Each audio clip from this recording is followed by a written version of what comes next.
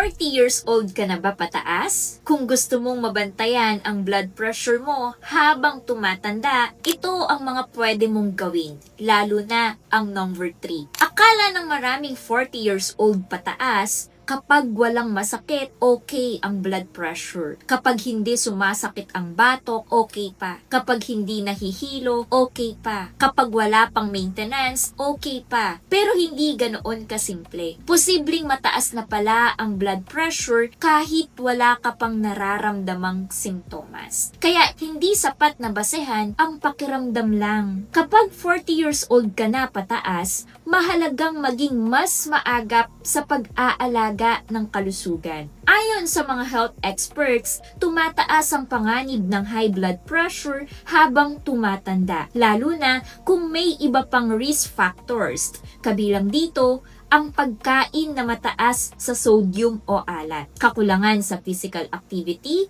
sobrang timbang o obesity, paninigarilyo, sobrang pag-inom ng alak, at family history ng high blood pressure.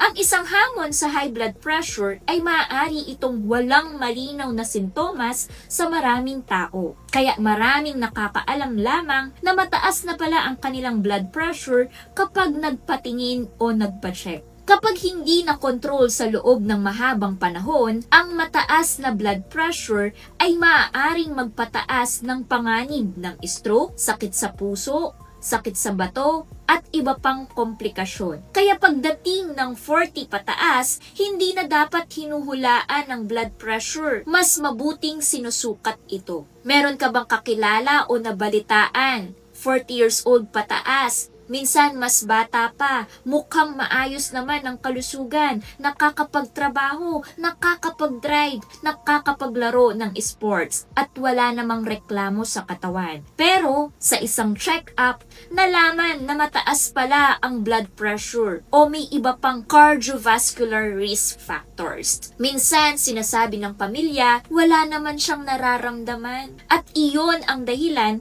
kung bakit mahalaga ang regular na pagpapasukat ng blood pressure. May iba naman na madalas kumain ng instant noodles, delata, processed foods, chichirya, fast food, at iba pang pagkaing mataas sa sodium. Tapos, hindi nagpapasukat ng blood pressure dahil pakiramdam nila ay okay naman sila. Pero ang blood pressure ay hindi nasusukat sa pakiramdam lang. Ganito kasi yan. Ang blood pressure ay pwersa ng dugo habang dumadaloy ito sa mga ugat. Kapag masyadong mataas ang pressure sa loob ng mahabang panahon, maaaring mas mahirapan ang puso at mga ugat. Sa paglipas ng mga taon, maaari itong mag-ambag sa pinsala sa puso, mga ugat, bato, at iba pang bahagi ng katawan. Kaya kung 40 pataas ka na, mas mahalagang bantayan ang blood pressure kahit wala kang sintomas. Hindi sapat ang pakiramdam lamang. Mas mahalaga ang regular na pagsukat at pagpapasuri. Ito ang maaari mong gawin. Una, regular na magpasukat ng blood pressure. Huwag hulaan, sukatin. Pangalawa, bawasan ng sobrang alat sa pagkain. Hindi lang asin ang pinag-uusapan. Kasama rito ang ilang processed foods, instant noodles, delata, chichirya, at iba pang pagkaing mataas sa sodium. Pangatlo, gumalaw araw-araw kung kaya. Hindi kailangang komplikado. Kahit regular na paglalakad ay malaking tulong para sa pangkalahatang kalusugan. Bonus, sikaping magkaroon ng sapat na tulog at maghanap ng healthy ways para mapangasiwaan ang stress.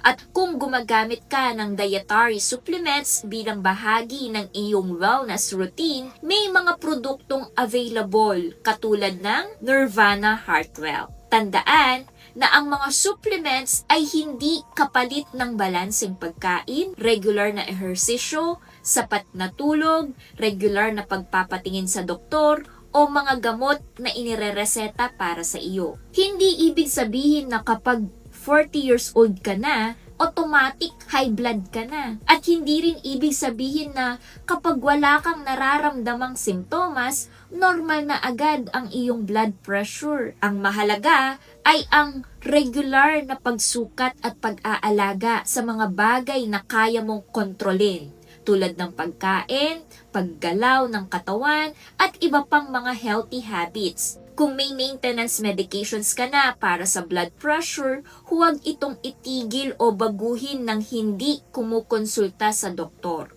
Ang layunin ay maagapan at mabantayan ang kalusugan habang maaga pa. May kilala ka bang 40 years old pataas? O may kaibigan o kapamilya ka bang nasa edad na ito? I-share mo ang video na ito para mas marami pang matuto kung paano bantayan at pangalagaan ang kanilang blood pressure at pangkalahatang kalusugan.